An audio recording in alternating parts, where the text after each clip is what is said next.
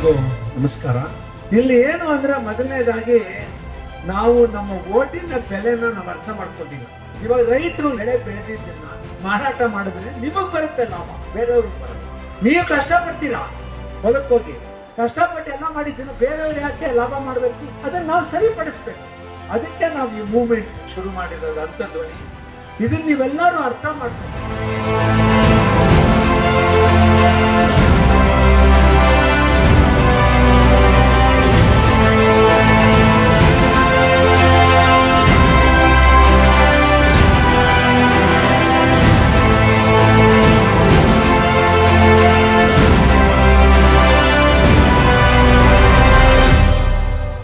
ನಾವು ನಮ್ಮ ಮತವನ್ನ ಮಾರಿಕೊಳ್ಳದೆ ಒಬ್ಬ ಒಳ್ಳೆ ವ್ಯಕ್ತಿಗೆ ಚಲಾಯಿಸಿ ನಮ್ಮ ಗ್ರಾಮಗಳಾಗ್ಲಿ ನಮ್ಮ ತಾಲೂಕಿನಾಗ್ಲಿ ಉದ್ಧಾರ ಮಾಡೋದು ಬಿಡೋದು ನಮ್ಮ ಕೈಲಿದೆ.